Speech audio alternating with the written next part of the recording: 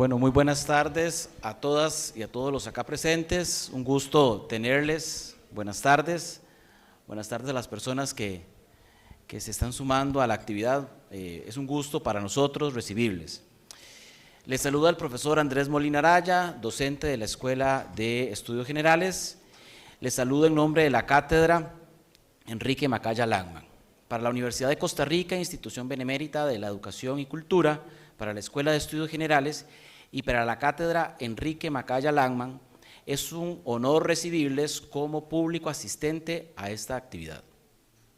El 21 de mayo de 1997, hace 27 años, mediante una resolución de la Vicerrectoría de Docencia, se creó la cátedra Enrique Macaya Langman, con el fin primordial de generar un espacio para la reflexión, el análisis y la crítica en torno a los estudios generales y la formación humanista. Con este objetivo nos proponemos continuar los esfuerzos precedentes de organizar actividades en todos los campos del saber humano que afirman y den proyección a la importancia de la formación humanista desde la Universidad de Costa Rica. Saludamos a las personas acá presentes, a los docentes que muy amablemente han querido acompañarnos durante esta tarde, les agradecemos. Saludamos al profesor invitado, doctor Roberto Ayala, y a todos los acá presentes y público que nos sirve a través de las redes. En este 2025, la cátedra Enrique Macaya, en su 50 aniversario, celebra el 50 aniversario de los seminarios participativos. En las actividades por desarrollar no solo contarán con la participación de grupos de estudiantes, además de sus equipos docentes que han venido a participar en las propuestas temáticas. La propuesta de los seminarios participativos nace en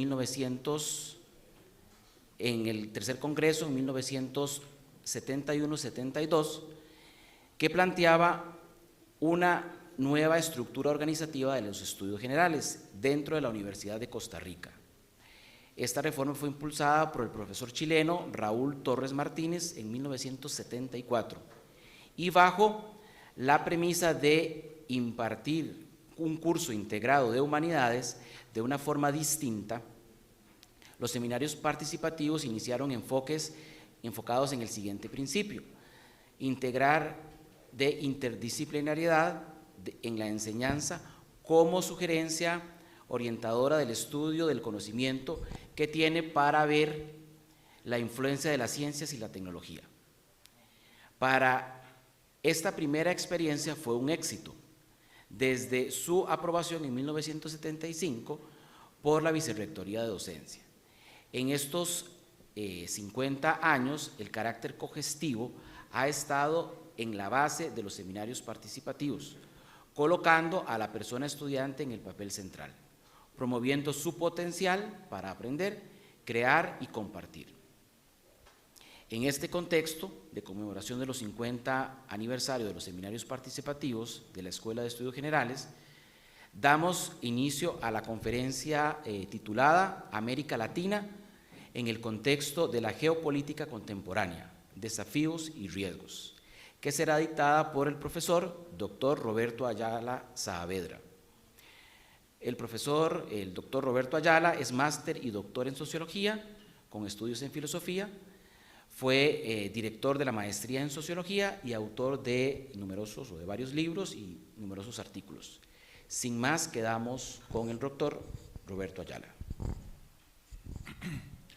Sí, buenas tardes a todas y a todos.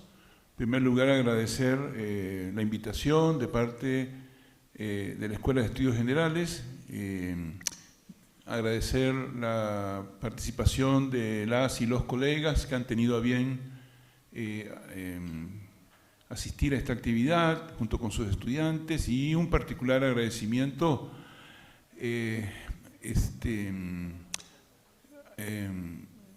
a todas y a todos por la invitación, ¿no? Y a Andrés, claro, por supuesto. Para entrar inmediatamente en materia, tengo un eco aquí en la... ¿no? Hay un eco en el... Sí. Bueno, Decía que, para entrar en materia, la charla de hoy, la conversación de hoy, se titula América Latina en el contexto de la geopolítica contemporánea, desafíos y riesgos. Entonces, para ordenar un poco, comencemos por establecer o aproximarnos a una definición de qué se puede entender por geopolítica, ¿no? En una aproximación bastante rápida, podríamos decir que la geopolítica es la proyección sobre el espacio, sobre el territorio, que en este caso es el planeta todo, las distintas sociedades que conforman, digamos, el sistema mundo, de los intereses y políticas de los estados, de los diversos estados. Vivimos en una sociedad global, un sistema mundo, como lo denominó Immanuel Wallerstein, conformado por una economía mundial capitalista y un sistema de estados, un conjunto de estados, de entidades políticas estatales que interactúan entre sí, ¿sí?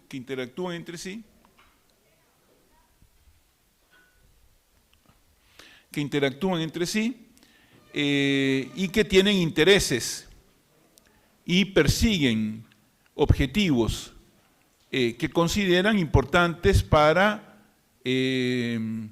su posición de poder a nivel global y para los intereses de sus sociedades. Esta sería una definición, una aproximación muy académica, muy convencional sobre el tema de la geopolítica. En términos más concretos, podríamos decir que la geopolítica trata de la competencia entre las distintas potencias económicas y políticas a nivel mundial por el predominio y por la hegemonía, ¿no? Para imponer y proyectar sus intereses sobre el conjunto o sobre sectores del planeta. Entonces, rápidamente podríamos decir que vivimos en un mundo que durante los últimos 100 años, aproximadamente, ha funcionado bajo el dominio e incluso la hegemonía, que no son sinónimos, de una potencia capitalista ampliamente dominante en lo económico, lo político, lo militar, lo científico, tecnológico, que es Estados Unidos, ¿no? Ese predominio norteamericano se establece con toda claridad, se hace público y notorio tras el final de la Primera Guerra Mundial, en 1918. Es un predominio principalmente económico, ¿no? Y ya con elementos fuertemente políticos. Sin embargo, habrá que esperar al final de la Segunda Guerra Mundial, ¿no? Para que Estados Unidos definitivamente se instale como la potencia ampliamente hegemónica y dominante a nivel mundial, pero en este caso en un contexto marcado por la polaridad y la rivalidad con la entonces existente Unión de Repúblicas Socialistas Soviéticas, la URSS. Como ustedes sabrán, después de, la Unión Soviética surge en 1917, al final, y después de muchas vicisitudes se estabiliza. La Segunda Guerra Mundial significó un impacto muy importante porque históricamente está registrado y muy bien establecido que en esa Segunda Guerra Mundial alrededor de 25 millones de ciudadanos soviéticos murieron, fue un impacto muy importante. Sin embargo, tras el final de la Segunda Guerra Mundial, aquellos países en los que se establece un proyecto de construcción de una sociedad postcapitalista se extiende a un tercio de la humanidad, ¿no? Entonces, el final de la Segunda Guerra Mundial deja abierto un panorama en que hay básicamente dos bloques políticos, aunque hay una sola economía, nunca hay dos economías, hay una economía donde estos dos bloques políticos interactúan, cosa que es importante tener en cuenta para entender el desenlace 40 años después de esta confrontación,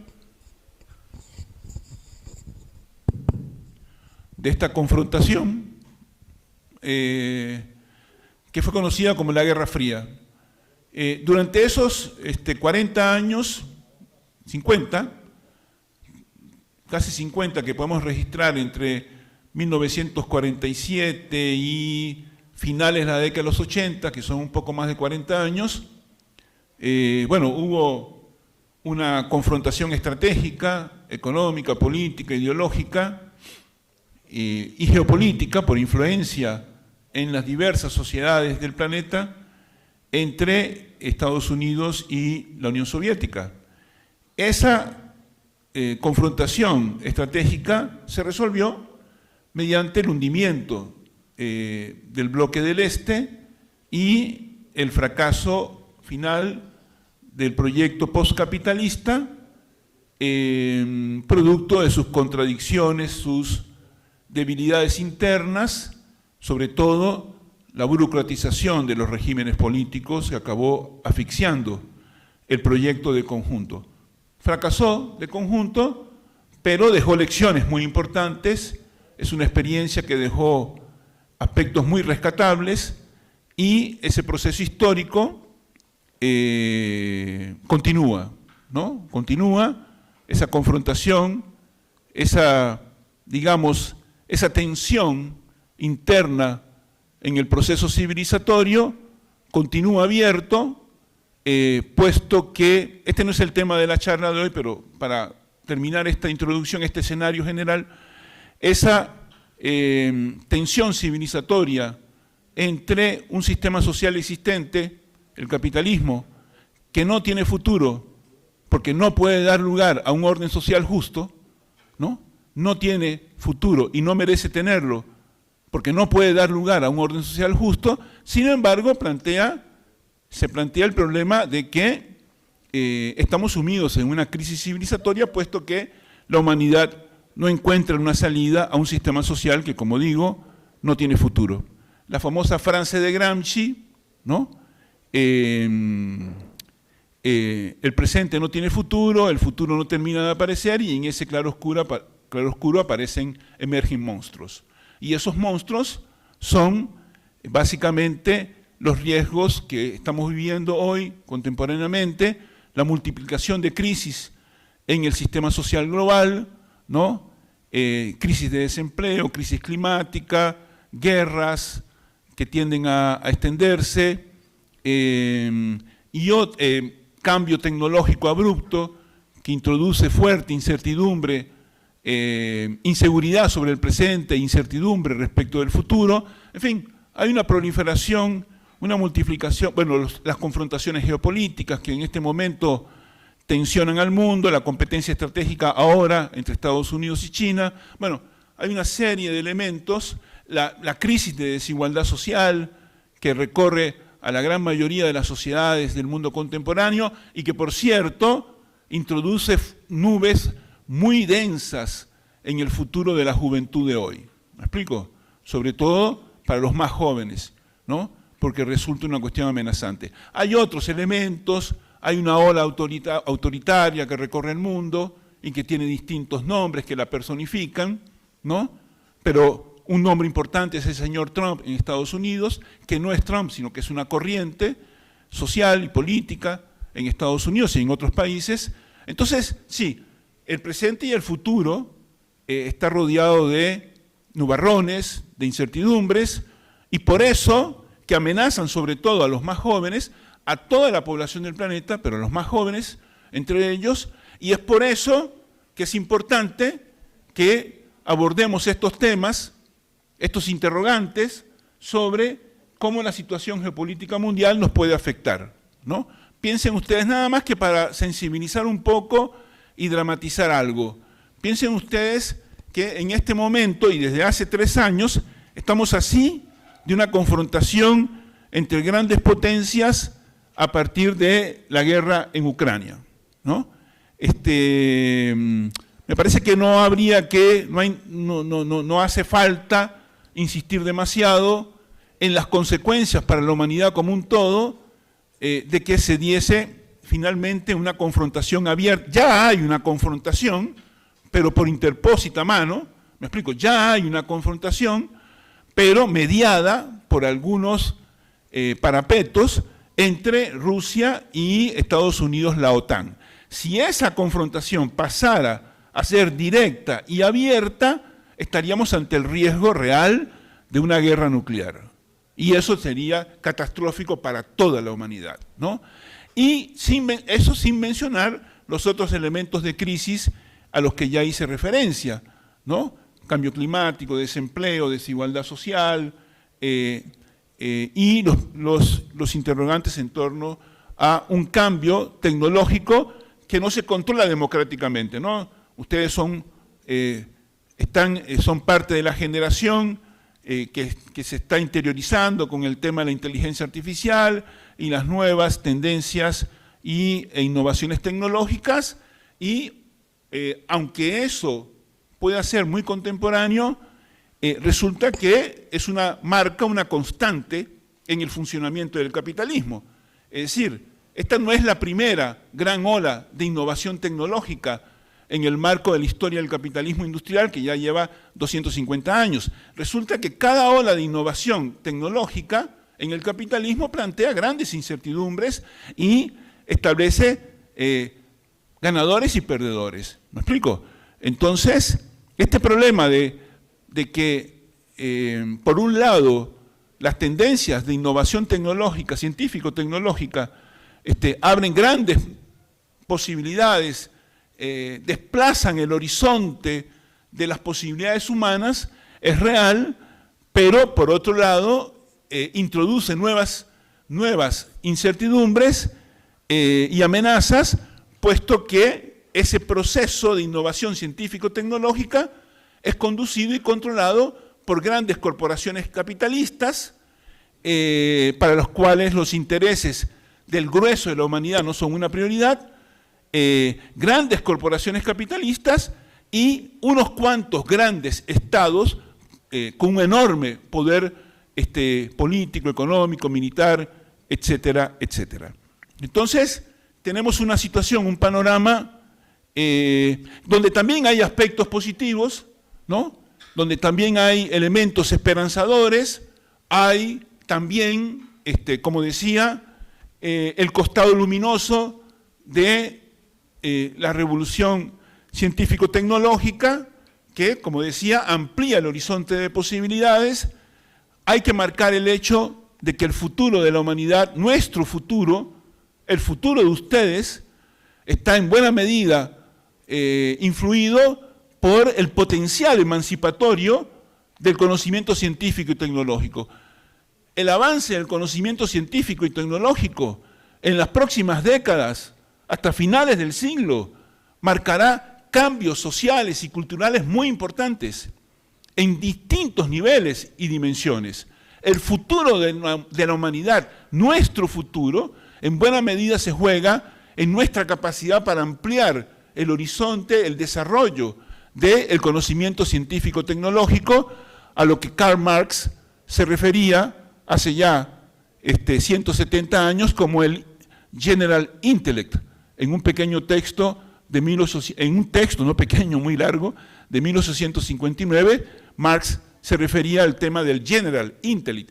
Y es impresionante que en 1859, en una situación donde el capitalismo industrial todavía estaba en una fase muy temprana de su desarrollo, Marx fuese capaz de anticipar a muy largo plazo el potencial desarrollo del conocimiento general, ¿no? De la capacidad de la ciencia y la tecnología para transformar las condiciones de vida y mejorar las condiciones de vida de toda la humanidad, que era lo que le preocupaba a Marx. El problema es que en el marco del capitalismo eso solo rige para una minoría, y eso va a seguir siendo así, eso no va a cambiar. América Latina en la geopolítica. Entonces la geopolítica es esto, ¿no? Vivimos en un mundo donde lo primero es que está constituido por una economía mundial capitalista, no de mercado, no postindustrial, una economía capitalista, con todo lo que eso significa, en términos conceptuales. ¿Me explico? Porque tiene que ver con la estructura y la dinámica del capitalismo como sistema social que hay que entender para entender el mundo en el que estamos viviendo. ¿Me explico? No sociedad de la información, no sociedad postindustrial, capitalismo. Los elementos sociedad de la información y la cuestión postindustrial hacen parte, son elementos del capitalismo contemporáneo que hay que saber ubicar. Hay un economista muy importante griego, una celebridad internacional, parte del Star System intelectual contemporáneo, Yanis Varoufakis, un tipo muy célebre, tiene muchos videos en YouTube que valen la pena mucho escuchar para entender el mundo en el que estamos viviendo, pero como toda celebridad intelectual tiene tendencia a inventar términos, ¿no?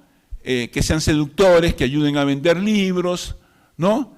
Y que impresionen a los impresionables. Y el bueno de Varoufakis se ha estrenado esta noción de tecnofeudalismo, ¿no?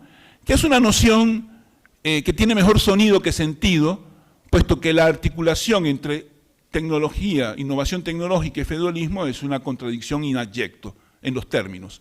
De todas maneras, el terminito le ha ayudado a Varoufakis a promover la venta de sus libros y hacerse más célebre, pero lo cierto es que hay aportes interesantes en el análisis de Varoufakis, pero que hay que colocar en el contexto más general del conocimiento de la interpretación y el conocimiento y comprensión de la estructura y dinámica del capitalismo.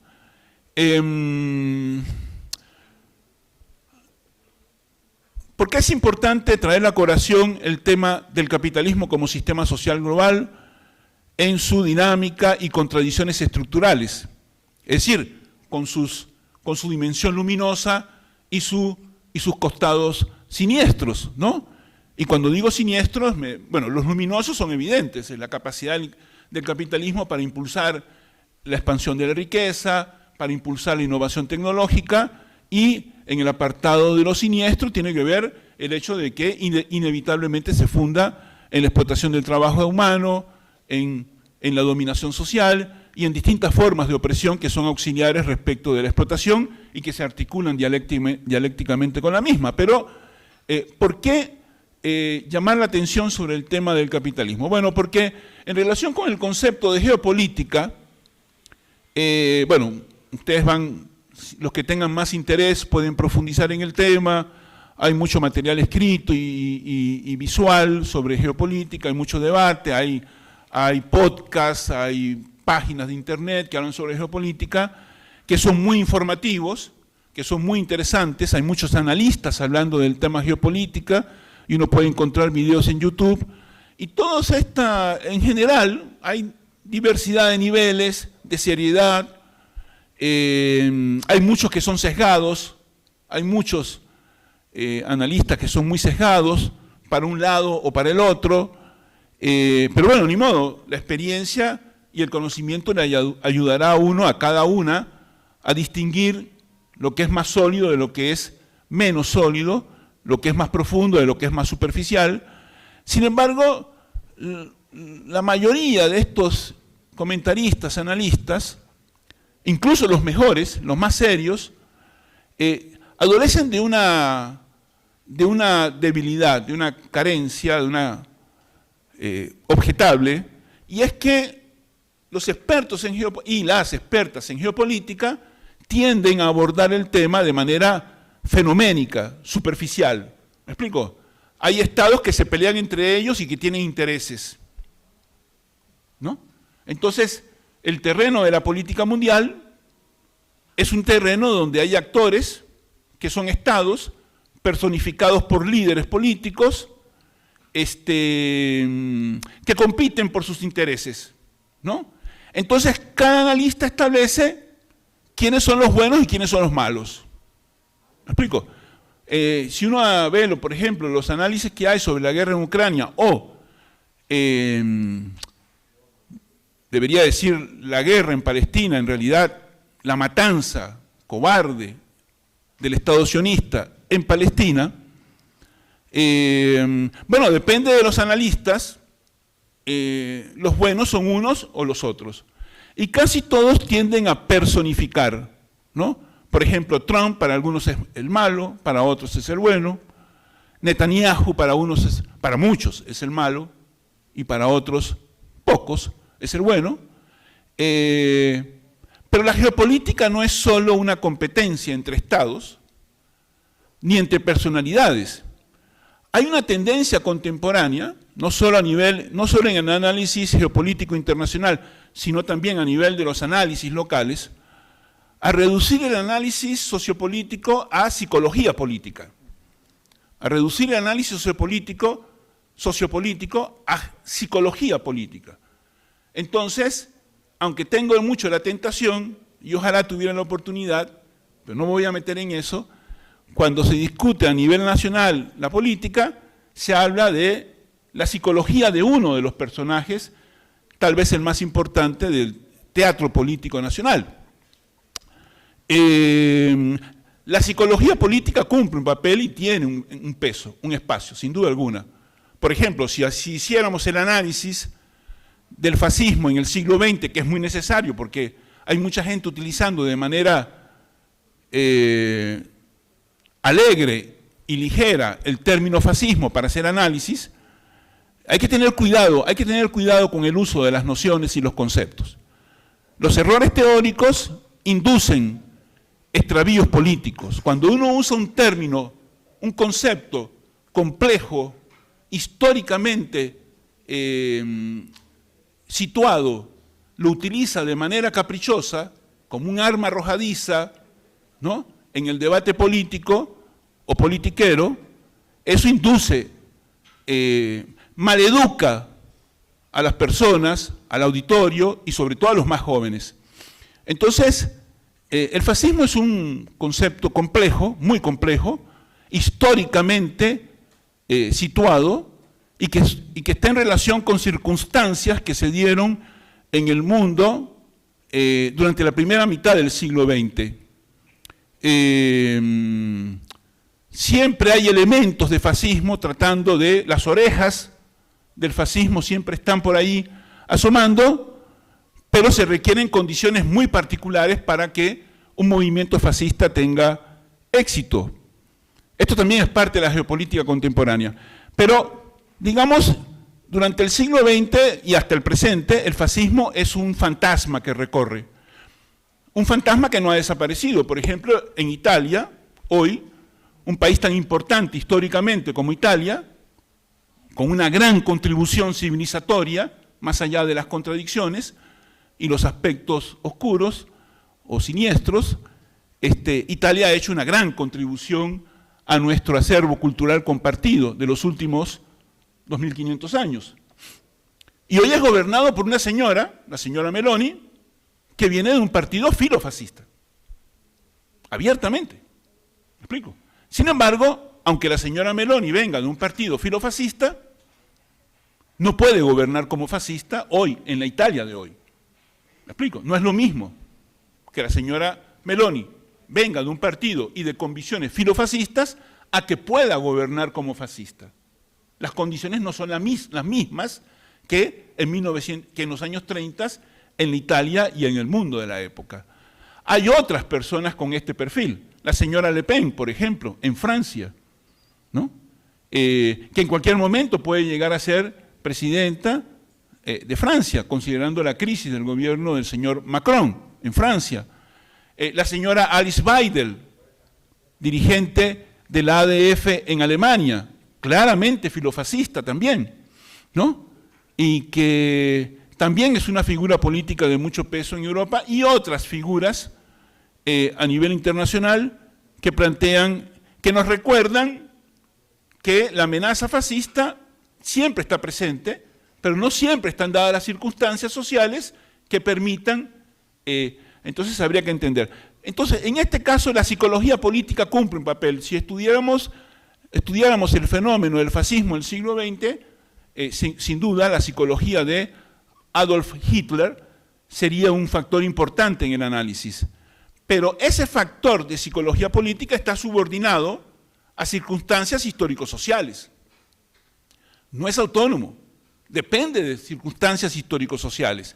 Para decirlo de una manera tal vez más sencilla, no sé si ustedes han escuchado hablar de Augusto Pinochet, el dictador chileno, ¿no? Pero para decirlo de una manera rápida, Pinochets hay todos los días por allí. Pero no todos los días están dadas las condiciones para que un Pinochet sea transportado al centro del escenario.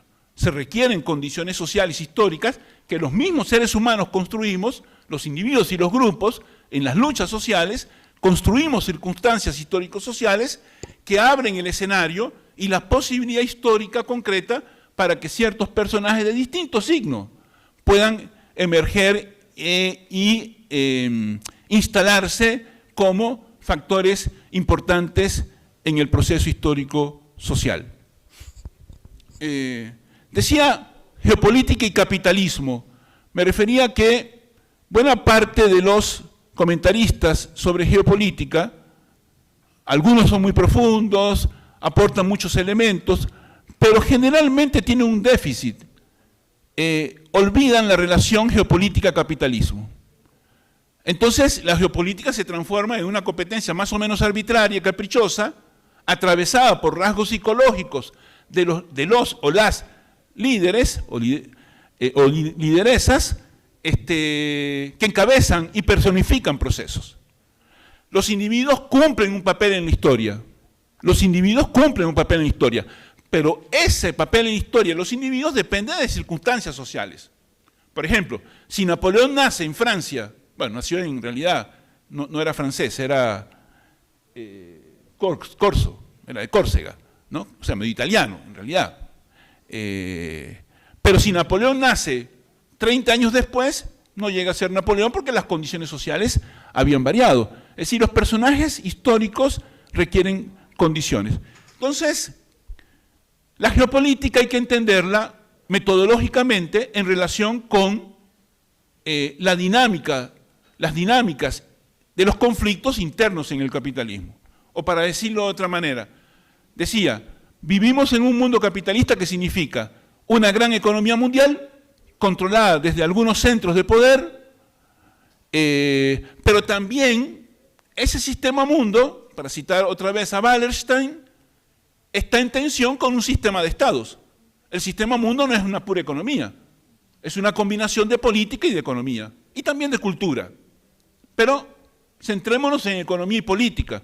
Hay una tensión entre la economía mundial, que es una sola, y los distintos estados con sus propios intereses que compiten por los recursos y oportunidades en esa gran economía mundial capitalista.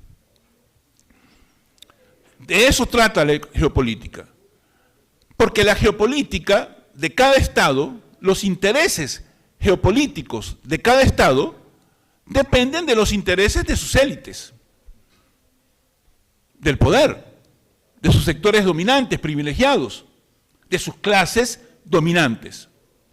Los intereses geopolíticos de cada estado a nivel mundial, de aquellos grandes estados a los que me voy a referir en un momento, dependen de los intereses de las élites de cada estado y de las luchas internas entre los distintos sectores sociales.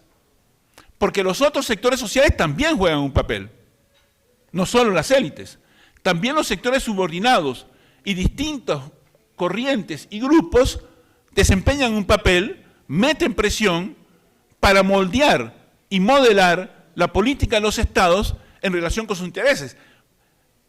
Todos los sectores sociales, en sus conflictos, inciden sobre la definición de los intereses de un estado.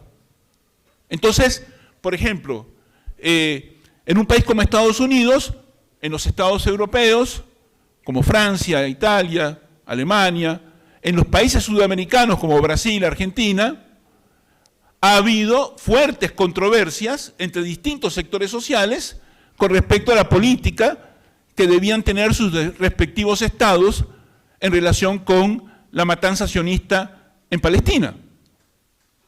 Y de hecho, por ejemplo, hubo algunos países, bueno, en buena parte de Europa, hubo movilizaciones intensas y multitudinarias de solidaridad con el pueblo palestino y específicamente gazatí. Y esas movilizaciones, que en el caso italiano llegó a una huelga general, tuvieron incidencias muy significativas en la política de sus estados. Es esa presión social de abajo, de los movimientos sociales de solidaridad con Palestina, lo que obligó a los estados europeos, históricamente socios y cómplices del Estado sionista, a llegar a plantear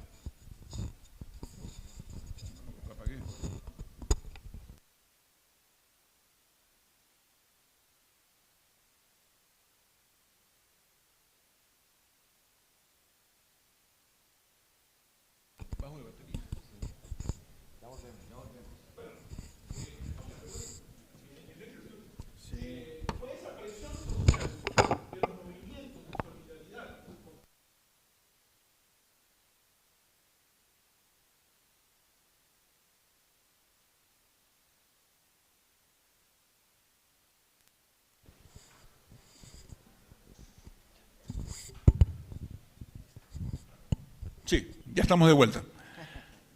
Fue esa presión social desde abajo, desde los movimientos sociales de solidaridad con Palestina, lo que obligó a diversos estados de la Unión Europea y a Gran Bretaña, por ejemplo, a reconocer, a apoyar la política de reconocer la fundación de un Estado palestino, que 77 años después de la partición usurpadora de Palestina en 1947 por las Naciones Unidas, 77 años después, 78, todavía no existe un Estado palestino, ¿no? Y cada vez que aparece una noticia periodística sobre el mismo dice, Israel no lo va a permitir. O sea, el surgimiento de un Estado palestino depende de que el Estado sionista lo permita. En fin, la geopolítica está determinada por las relaciones de fuerza entre los distintos intereses y los distintos grupos sociales que se debaten en cada estado. Pero evidentemente, los estados, como Estados Unidos, Gran Bretaña, Argentina, Brasil, Rusia, China, son controlados por élites, ¿no? Entonces, de alguna manera podemos decir, aunque la definición de los intereses de cada Estado dependa de conflictos internos, en general podemos afirmar que los intereses geopolíticos de las principales potencias son definidos por los intereses de las élites de esas potencias, por el establishment político, económico, social y periodístico de cada Estado. Entonces hay una fuerte relación entre geopolítica, la geopolítica de los estados y los intereses de las élites, de los sectores privilegiados y de las grandes corporaciones de cada estado, de cada país. Este es un primer elemento metodológico que hay que tomar en cuenta, ¿no? Uno. Y dos, que las movilizaciones sociales pueden incidir en la definición de esos intereses. Es importante recordar eso para efectos prácticos. Por ejemplo, vivimos en un país donde el gobierno de la República mantiene una política, no de ahora, ya de antes, pero el gobierno actual de la República tiene una política de apoyo al Estado sionista. Y además se apronta a firmar un tratado de libre comercio con el Estado sionista. Bueno, la pregunta que habría que hacernos es, ¿qué opinamos nosotros? ¿Qué opina la comunidad nacional sobre eso? Y si habría que apoyarlo o si habría que enviarle un mensaje al gobierno de la República actual y a los futuros, al que sea que salga de las próximas elecciones sobre cuál es nuestra opinión de que el Estado costarricense estreche relaciones económicas con un Estado que es capaz de matar a 70.000 o casi 70.000 personas impunemente, y que siguen matando porque nunca han respetado el alto al fuego. No han respetado nunca el alto al fuego. La geopolítica mundial contemporánea, antes de entrar en América Latina, 10 minutos para establecer el mapa de la geopolítica mundial. Como decía, durante los últimos 100 u 80 años ha habido una potencia ampliamente dominante, por lo menos en el mundo occidental, que es Estados Unidos, ¿no? En el periodo de la Guerra Fría, esa hegemonía fue amenazada por la Unión Soviética y el bloque de países donde se desarrollaba un experimento postcapitalista, pero ese periodo termina a finales de los años 80, comienzo de los años 90 del siglo pasado, y en los últimos 30 años largos, primó, durante buena parte de los últimos 30 años, desde la implosión de la URSS, primó lo que se llamó un mundo unipolar. Un mundo unipolar donde Estados Unidos era por mucho la potencia dominante, económica, política, militar, cultural, científica y tecnológicamente. Agrego lo cultural, porque la hegemonía, porque las potencias no solo tienen dominio, no solo dominan sobre la base de su fuerza económica o militar, o su influencia político-diplomática, sino que también hay un aspecto cultural. Por ejemplo, para decirlo rápido, el Imperio Romano, Roma, durante 5 o 6 siglos, fue el imperio dominante en Europa y en el Mediterráneo, ¿no? Fue una experiencia extremadamente interesante el Imperio Romano, otra vez, con sus costados luminosos y siniestros. Pero fue una experiencia civilizatoria fundamental, Roma, que dejó y que proyectó su sombra o su luz sobre el futuro hasta el presente. Pero, ¿cuál es el secreto del poder de Roma? ¿Y por qué la civilización romana proyectó su influencia tan hacia el futuro? Hace ya 1500 años de la desaparición de Roma, largos, ¿no? Y sigue proyectando su influencia. La razón es que Roma no dominaba solo sobre su poder, sobre la base de su poder económico y militar, también dominaba sobre el atractivo de su cultura. Y esa es la explicación de por qué las élites de los pueblos dominados se romanizaban activamente. El imperio era muy cosmopolita y muy abierto a la integración de los pueblos dominados, sobre todo obviamente de sus élites.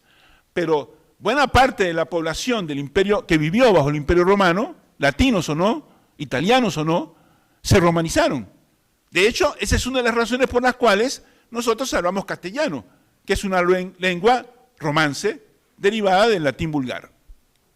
Roma dominaba sobre la base de su poder económico y militar, y político, diplomático, pero también cultural. Bueno, eso nos puede ayudar a entender no solo la posición dominante, sino la hegemonía de Estados Unidos y de Occidente en el mundo contemporáneo. La sociedad norteamericana no solo ha sido la potencia dominante, sino ampliamente hegemónica en el mundo en los últimos 80 años. ¿Por qué? Porque, le guste o no a algunos, el American Way of Life ha sido culturalmente muy atractivo para buena parte del mundo, y lo sigue siendo. Esa es la razón del enorme flujo de migrantes que trata de dirigirse legal o ilegalmente hacia Estados Unidos cada año. ¿Me explico? Esa es la razón de por qué la mayor parte de ustedes escucha música en inglés y ve películas surgidas del mundo anglosajón. ¿Me explico? Eso hay que tomarlo en cuenta. No hay que subestimar ese aspecto en la relación de fuerzas y en las dinámicas geopolíticas del mundo.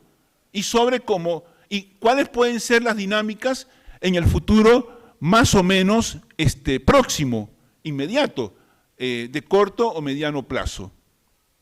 El atractivo, digamos, cultural de la sociedad norteamericana por ahora, que ya sabemos que tiene, ¿no?, muchas sombras, muchos aspectos funestos, pero paradójicamente sigue siendo muy atractiva la sociedad norteamericana para muchos. Y eso va a pesar en la geopolítica, y pesa en la geopolítica actual y en el próximo futuro. La geopolítica contemporánea, decía, Estados Unidos fue durante mucho tiempo la potencia, el centro, digamos, geopolítico del mundo, un mundo unipolar, con una sola potencia, con una gran ventaja sobre el resto. Hasta hace muy poco tiempo, casi nadie cuestionaba esa definición. Sin embargo, en los últimos 10, 15 años, aparece China. Este es digamos, el evento que lo cambia todo, ¿no? En los últimos 10, 15 años, poco a poco, se ha ido perfilando y cada vez, y muy rápidamente, yo diría vertiginosamente, en los últimos 15 años, 10, se ha ido perfilando el fenómeno China, el ascenso chino. Recién en 2003, 2004, nos enteramos, los que tenemos suficiente edad, de que China se transformaba en una potencia económica emergente. Y resulta que ya en 2010, China, 2010-2011, desplaza a Japón del segundo lugar como mayor economía del mundo, la segunda mayor economía. Japón había sido la segunda economía del mundo durante 42 años, a la altura de 2010-2011. Y en ese año se da un evento extraordinario, y es que China consigue desplazar a Japón de la segunda posición en la economía mundial. Pero claro, Japón es un país de 120, 125 millones de habitantes.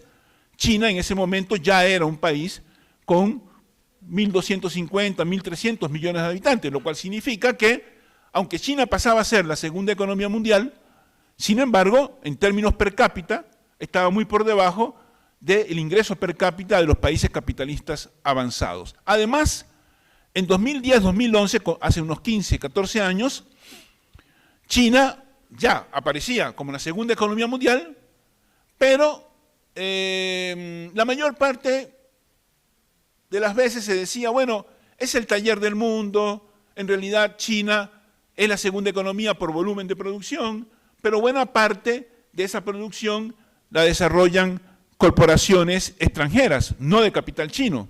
Y además, China lo que exporta es mano de obra barata y chucherías y mano de obra barata. Es decir, las camisetas, las camisas, los pantalones, los calzoncillos, ¿me explico? ¿No? Incluso otras cosas, partes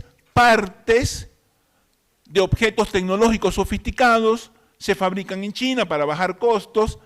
Eso tiene que ver con el tema de la deslocalización, de la producción, de las grandes corporaciones de los países capitalistas avanzados, que en el marco de las políticas neoliberales, de la globalización neoliberal, trasladaron parte de su producción, la menos sofisticada tecnológicamente en principio, hacia países como China, para bajar costos y competir en el mercado mundial. Entonces, claro, hace 10, 15 años se decía, bueno, el ascenso de China es llamativo, hay que ocuparse de eso, pero no es tan grave porque sigue siendo un país muy pobre, ¿me explico? Con un bajo nivel tecnológico propio. Entonces, el gigante parece que está despertando, pero por ahora no es mayor problema. Sin embargo, comienzan a sonar las alarmas.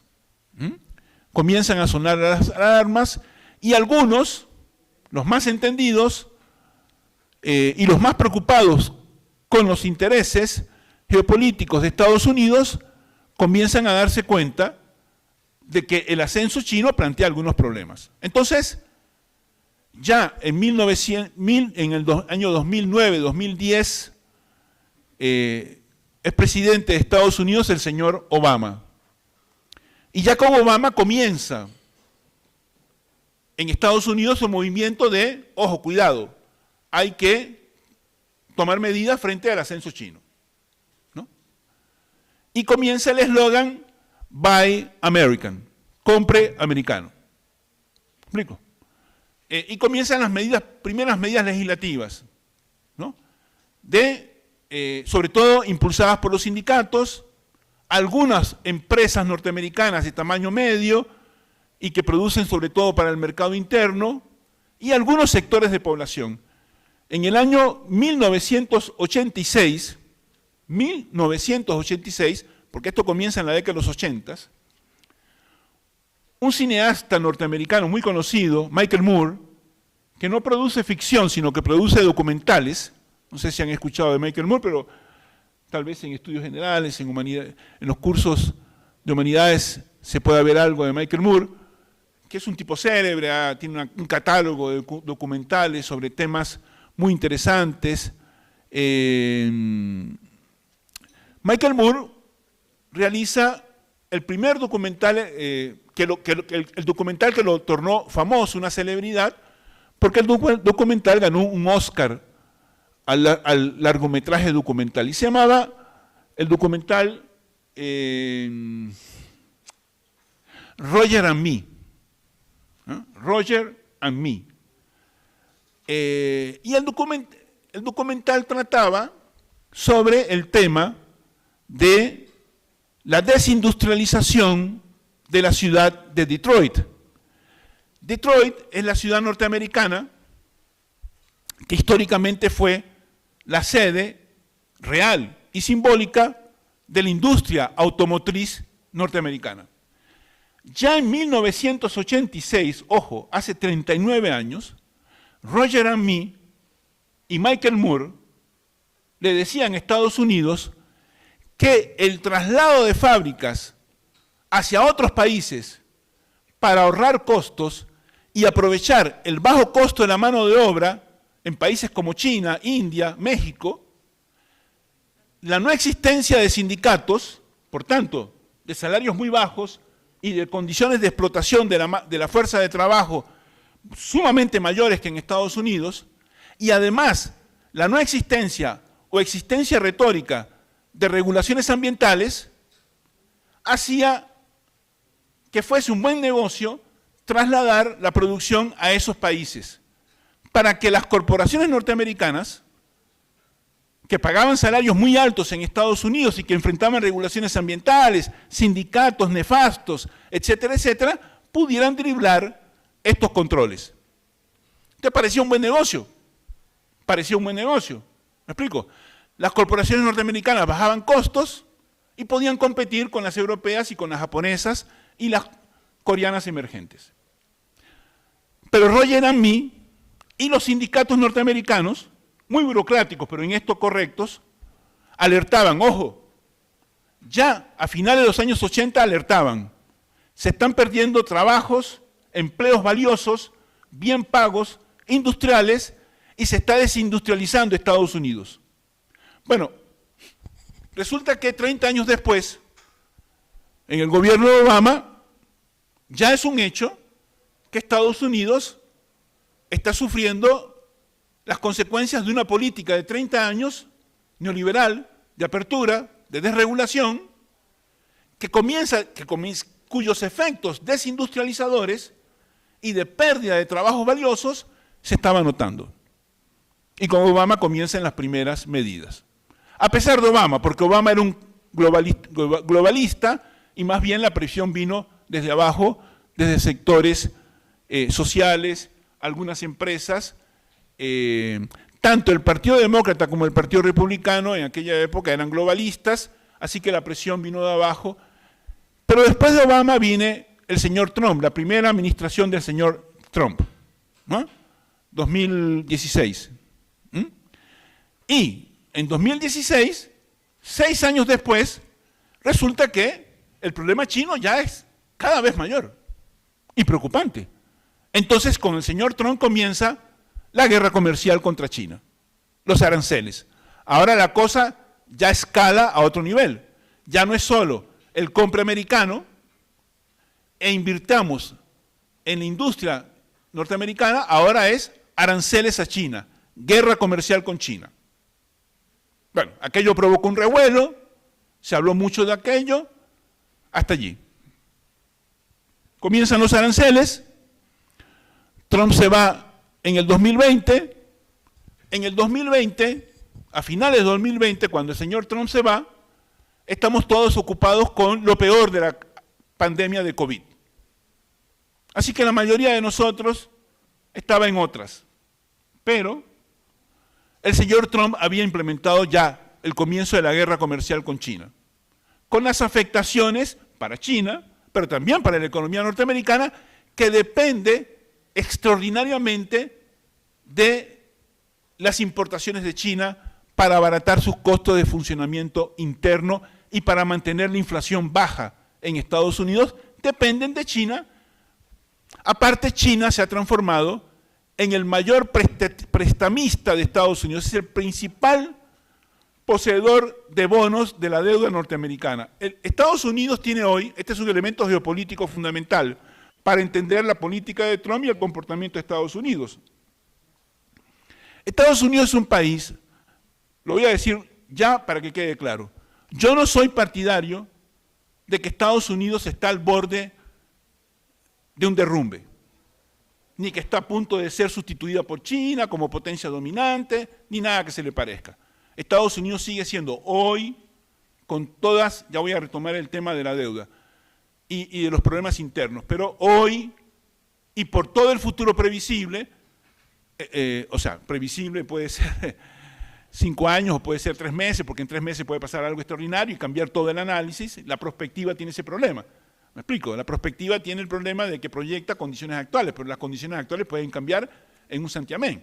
¿Me explico? Pero por el futuro previsible, que pueden ser 3 meses o 10 años, Estados Unidos seguirá siendo la principal potencia hegemónica dominante a nivel mundial. ¿Por qué? Por el tamaño del mercado, por su capacidad científico-tecnológica, en la que sigue teniendo ventaja, sobre todo en sectores de punta,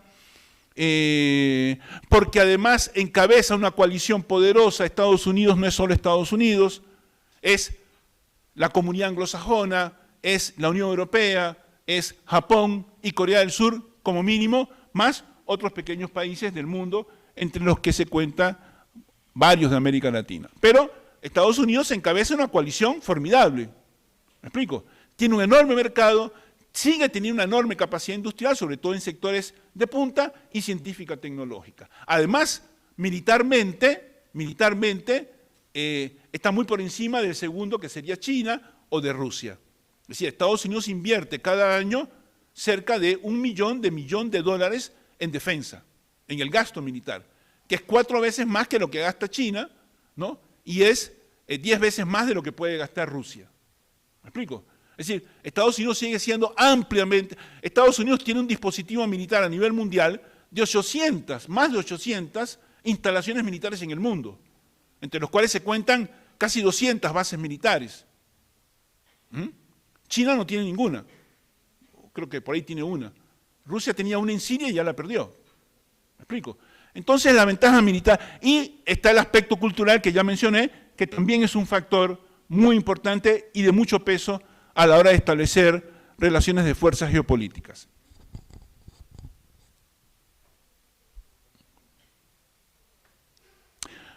Los analistas calculan que China puede llegar a ser la primera economía mundial en 10 años. Otra vez, eso es una proyección de circunstancias actuales. No toma en cuenta otros factores que pueden aparecer. Por ejemplo, la reacción norteamericana para recuperar el tiempo perdido. Pero los analistas más reconocidos dicen en 10 años China, y eso puede ocurrir, pero para ser la primera potencia a nivel mundial, no basta con ser la primera economía. Ser la primera economía en términos de volumen de producción industrial no es suficiente para ser la primera potencia a nivel mundial. Vuelvo al tema de los problemas internos de Estados Unidos. Estados Unidos tiene una deuda interna, una deuda pública de 130% del PIB. La economía norteamericana sigue siendo la más grande del mundo, y un tamaño de alrededor de 33.000 millones de dólares. A ver, no, 33 millones de dólares. 33 millones de dólares. Es más o menos el tamaño de la economía argentina. Pero tiene una deuda de 38 millones de dólares. Es decir, la deuda del Estado norteamericano es 30% mayor que el Producto Interno de Estados Unidos, y este es uno de los problemas centrales que tiene la economía norteamericana hoy. Está sobreendeudada, y eso quiere decir que Estados Unidos le tiene que pagar a los tenedores de bonos de esa deuda los intereses que corresponden. Es decir, Estados Unidos está gastando demasiado en el servicio de su deuda. Una de las prioridades de Trump es bajar esa deuda. ¿Me explico? Bajar esa deuda. La tiene cuesta arriba, pero ese es uno de los objetivos. Y esta situación de enorme endeudamiento de Estados Unidos tiene que ver con dos cosas que son fundamentales en la política neoliberal desde Reagan y Thatcher, las llamadas políticas neoliberales de hace más de 40 años. Uno, recortar impuestos a los más ricos, y dos, incrementar el presupuesto militar y los subsidios a las corporaciones, a las grandes corporaciones tecnológicas. Entonces, esto es la cuadratura del círculo, porque por un lado recortas impuestos a los más ricos y por otro lado incrementas el gasto público. Entonces, el país tiene dos problemas enormes. Uno, un déficit fiscal enorme que alimenta la deuda, y un déficit comercial enorme, porque con la desregulación entonces se podía importar cualquier cosa. O sea, las empresas norteamericanas se van al sur de la frontera a México, se van a China, se van a India, se van a Malasia, se van a otros lugares, al este europeo, donde se restauró el capitalismo, después de 1990, en el este europeo, se van a esos países, pagan salarios bajos y después importan. Cuando el señor Trump dice que China tiene años estafando a Estados Unidos porque le vende más de lo que le compra, el señor Trump acusa a China cuando en realidad tendría que acusar a las corporaciones norteamericanas que se establecieron en China para reexportar a Estados Unidos. Cuando se dice que México es el segundo o tercer exportador hacia Estados Unidos, esa es una media verdad, porque quien realmente exporta hacia Estados Unidos son fundamentalmente las corporaciones norteamericanas que cruzaron la frontera para aprovechar salarios bajos en Estados Unidos y reexportar hacia Estados Unidos. Por eso, en México, perdón, sí. Por eso cuando Trump le pone aranceles a China, le está poniendo aranceles a las exportaciones de las corporaciones norteamericanas que exportan desde China hacia Estados Unidos. Por eso el señor Elon Musk se fue del gobierno de Trump, porque Trump le pone 100% de aranceles a China. ¿Y a quién afecta? A Tesla, porque Tesla produce 90% de la producción de Tesla se da en China. Y también afecta a Apple. Gran parte de los componentes de Apple y algunos de los más sofisticados se producen en China. Entonces Estados Unidos tiene un problema. Sigue siendo la primera potencia.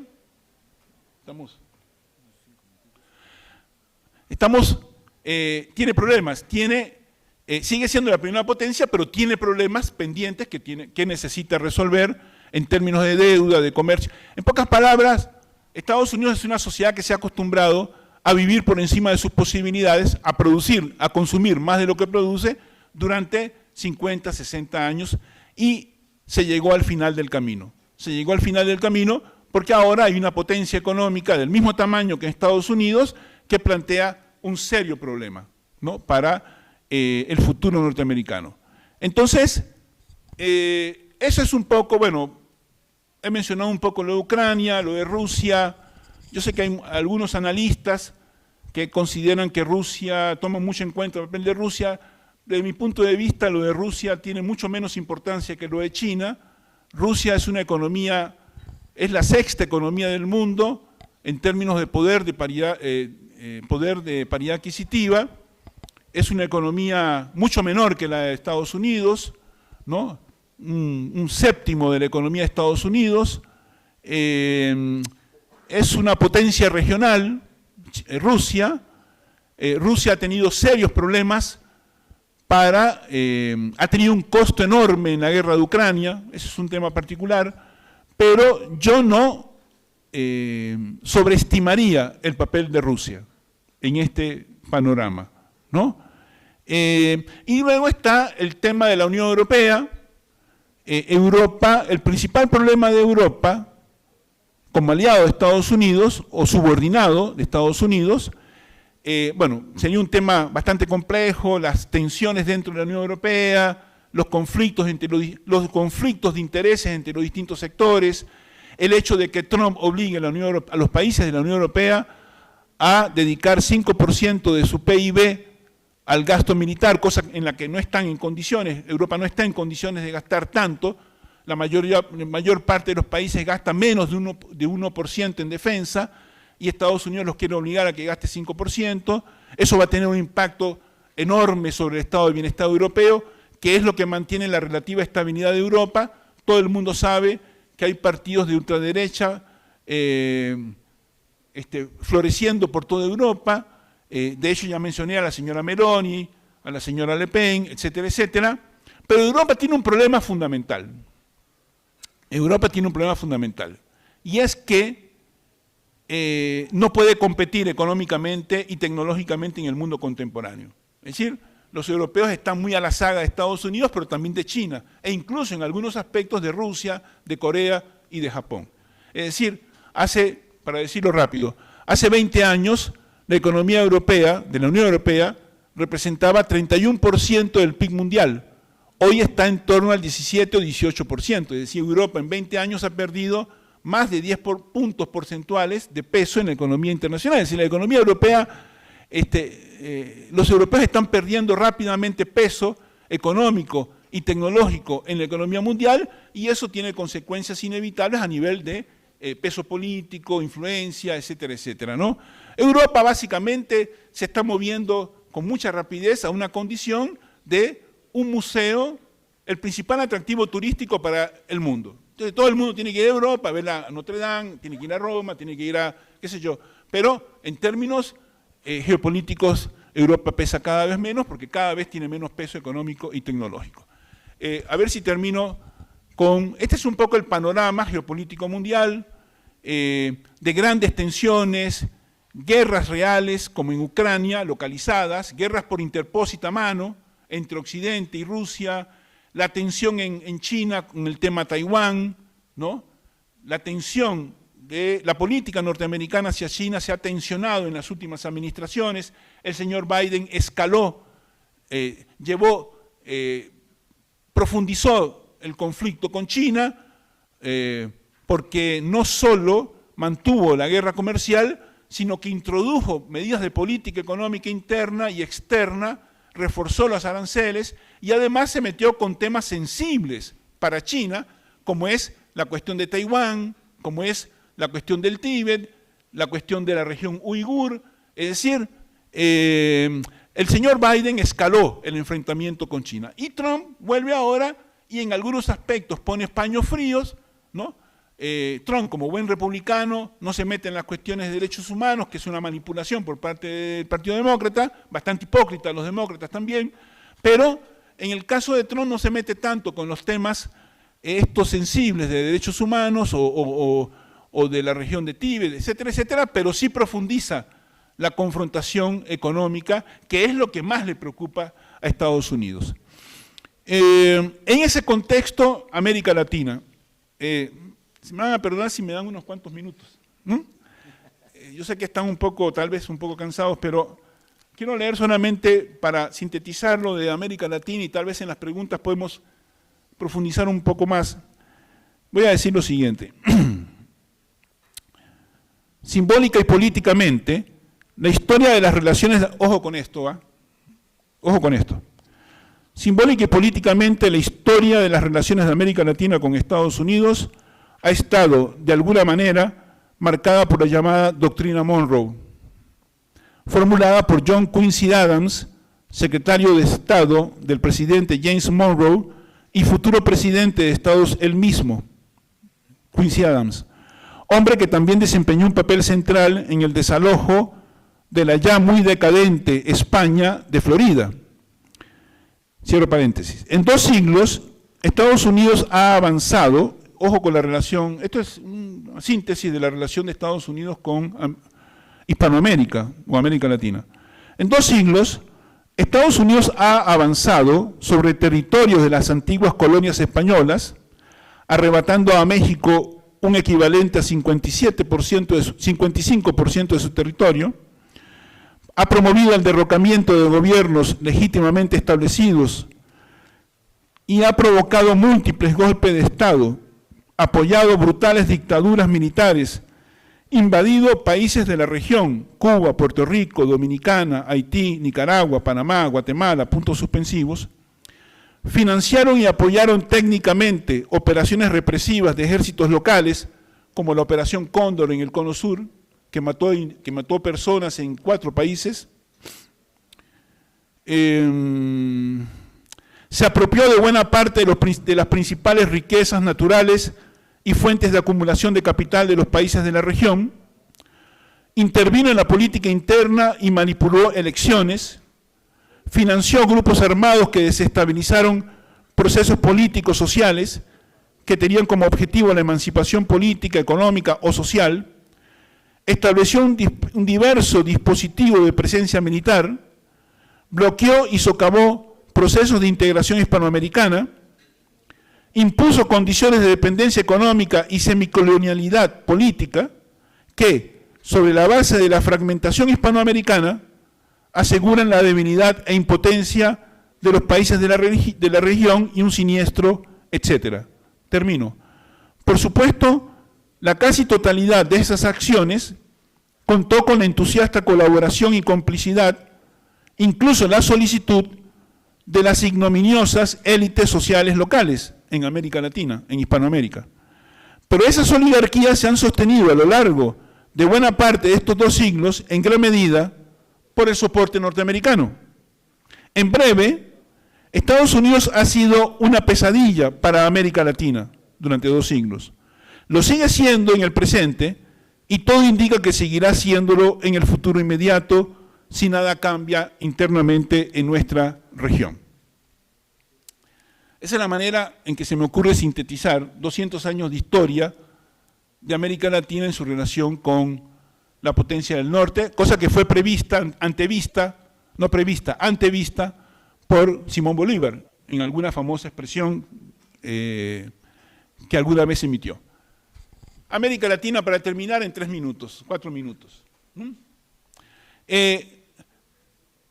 Bueno, a partir de lo que ya leí, ustedes podrán colegir, podrán inducir que el futuro no se presenta demasiado optimista para América Latina, ¿no?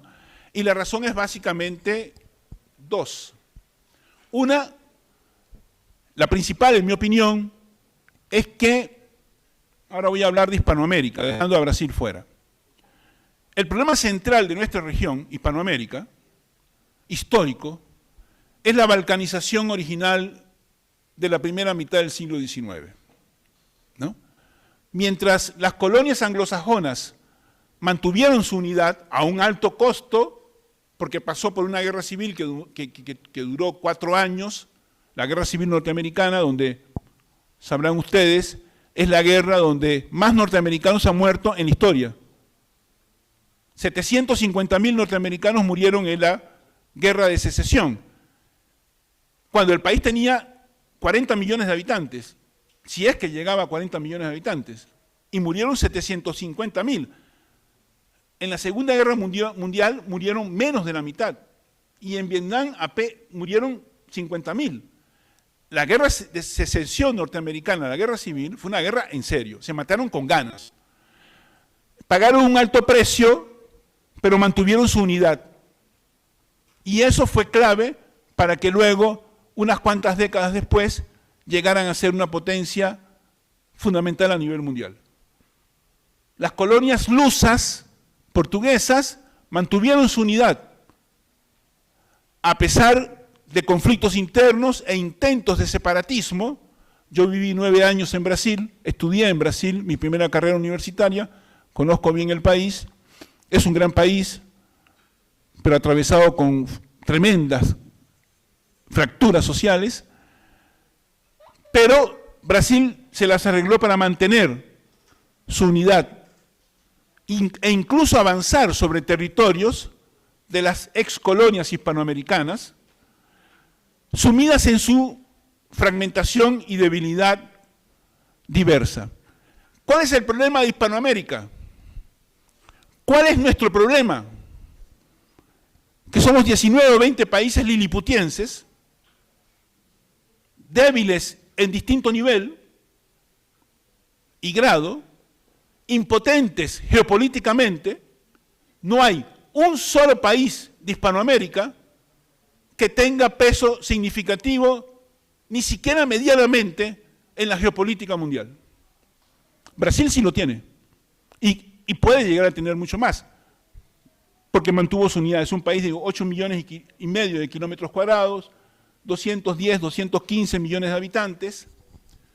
En nuestro caso, la fragmentación nos ha pasado una enorme y estructural fractura.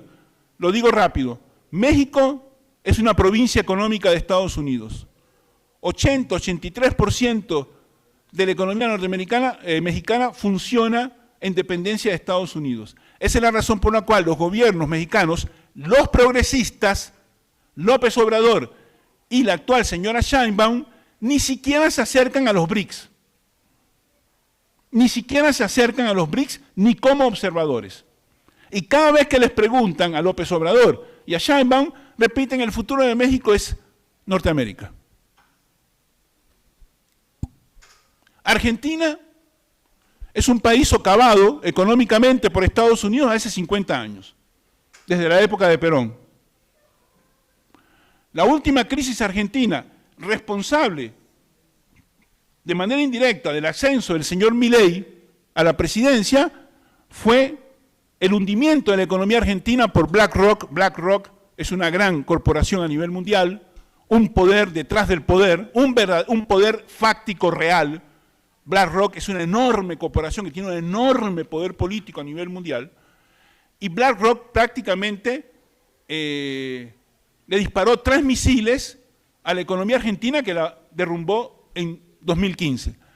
Y las consecuencias de ese derrumbe permitieron primero el ascenso del fracasado e incompetente Milei, y después del señor Macri, y ahora del señor Milei. Es un tema complejo, lo planteo de manera muy simple, pero hay una relación muy fuerte. ¿Qué queda de América Latina?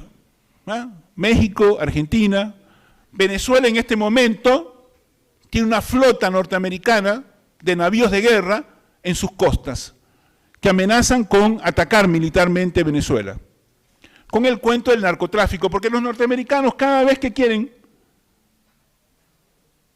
golpear a un país lo acusan de narcotráfico. Acaban de acusar de líder de un cartel narco al señor Petro de Colombia, como hicieron en los años 80 para atacar la revolución nicaragüense. También los acusaron de narcos. Lo curioso de los Estados Unidos, la nefasta y fracasada guerra contra las drogas de Estados Unidos, que ha provocado cementerios, multiplicado cementerios y un montón de gente presa, y no consigue derrotar. ¿Por qué? Porque es una guerra hipócrita.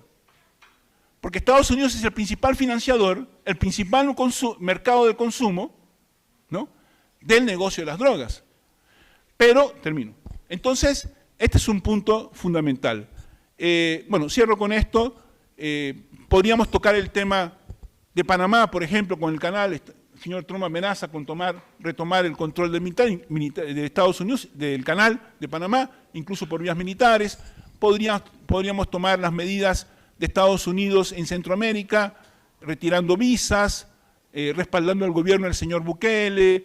Podríamos tomar el caso de Chile, podríamos tomar varios casos, pero lo voy a dejar por acá. Muchas gracias por la paciencia. Y bueno. Muchas gracias a Roberto.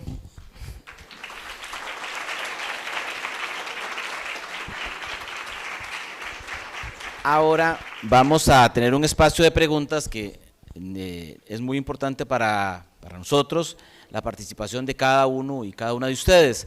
Entonces, vamos a hacer lo siguiente: me levantan la mano, vamos a hacer unas 4 o 5 preguntas y luego Roberto nos va a hacer una devolución a esas 4 o 5 preguntas. Entonces, por favor, el que tenga a bien levanta la mano y yo me acerco con el micrófono.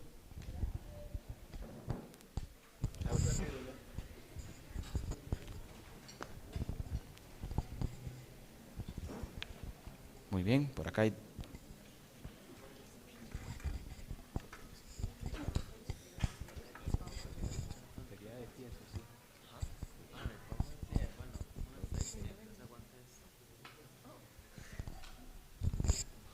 Buenas tardes.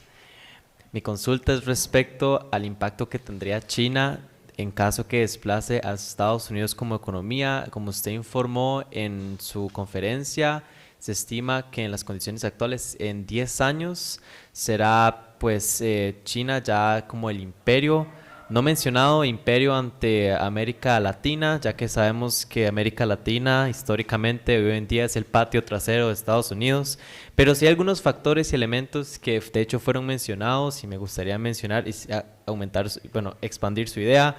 Por ejemplo, el Producto Interno Bruto de Estados Unidos en los últimos años aproximadamente ha superado los gastos han consumido el 125% del Producto Interno de Estados Unidos, mientras que hoy en día, por ejemplo, en China se estima que para el 2025 el Producto Interno Bruto, por causa de todas las exportaciones e inclusive el consumo interno del país, será de 17.7 trillones de dólares.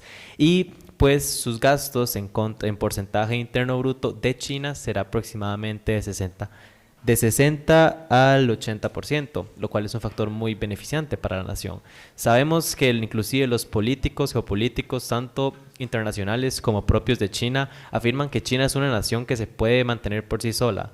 Pero bueno, mi punto es respecto al impacto que tendría en América Latina en caso de que ya se desplace. Económicamente, China, políticamente no se ve tan posible, pero mi pregunta va a lo económico. ¿Qué repercusiones tendría en todo ese sector de América Latina? Entonces,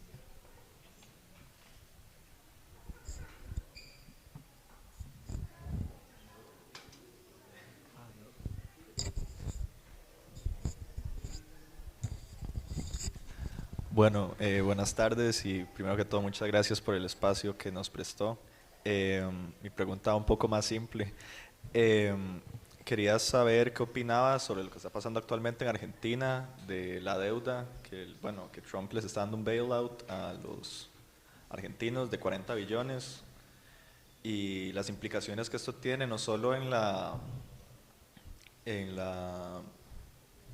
bueno, lo que dice Trump que quiere hacer con el país de Estados Unidos, de bajar las deudas y que ahora está forzando a que en promedio cada estadounidense tenga que pagarle $100 a Argentina. Bueno, ¿qué impacto cree que tenga esto en el país y también en Latinoamérica como un todo, sabiendo que ahora Estados Unidos está dispuesto a proveer bailouts si se apoya adecuadamente a bueno, lo que quiere Estados Unidos, que sería apoyar el Estado de Israel, en mi opinión? Y además, opina que para la continuidad y protección de los estados latinos deberíamos buscar unificación.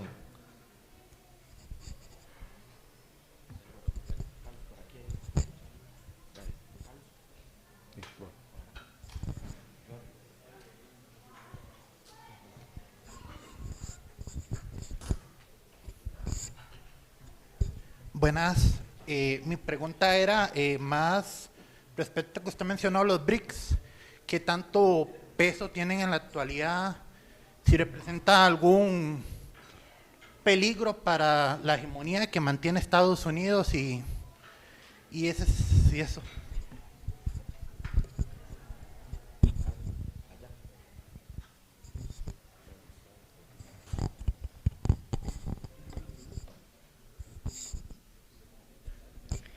Muy buenas tardes. Mi pregunta es muy simple, sin presentación ni nada.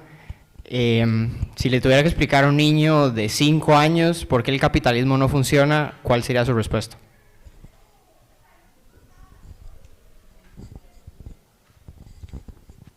Muy bien, si quieren, no veo más preguntas o manos levantadas. Si quiere pasamos a estas de evolución y luego vamos viendo si hay más.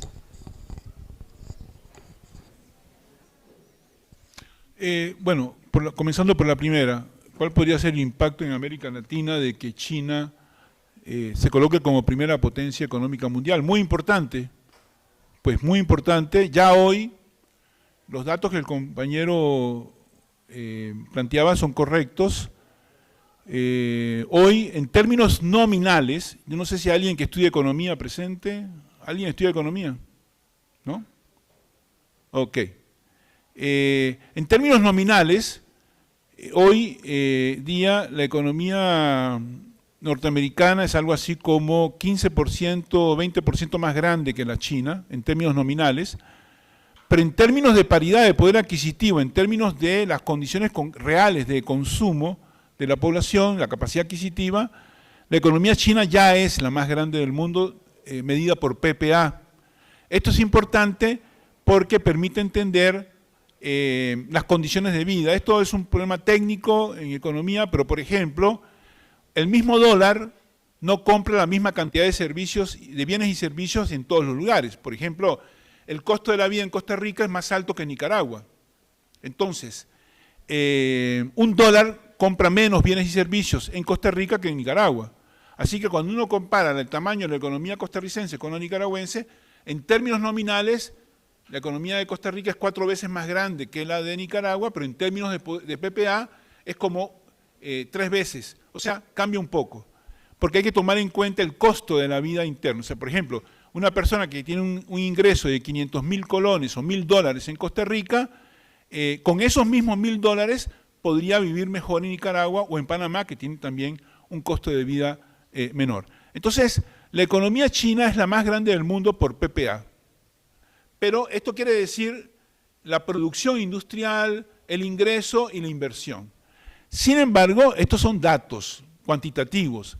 En términos cualitativos, o sea, el hecho de que China ya sea una potencia económica importante explica, por ejemplo, por qué China se ha transformado en el principal socio comercial de países como Brasil, en el mayor inversionista, ¿no?, en algunos países, y si no es el primero, es el segundo, de países como Chile, como Argentina, etcétera, etcétera, y Colombia. Entonces, el ascenso de China es muy importante para América Latina porque le permite aflojar un poco la dependencia respecto de Estados Unidos en comercio e inversión. Ese es el error de la decisión del gobierno del señor Chávez de cerrar las puertas a las relaciones económicas con Estados Unidos, que ya lo había tomado Alvarado, no solamente no comenzó con Chávez, sino con Alvarado. La política de Estados Unidos es expulsar a China de América Latina. Estados Unidos está chantajeando a los distintos países de América Latina para que congelen o incluso rompan su relación económica con Estados Unidos, con China. En Panamá, por ejemplo, el gobierno norteamericano el señor Trump y sus funcionarios acaban de obligar a Panamá a renunciar a su participación en el acuerdo de la seda y en la cuestión del proyecto chino de comercio, ¿no?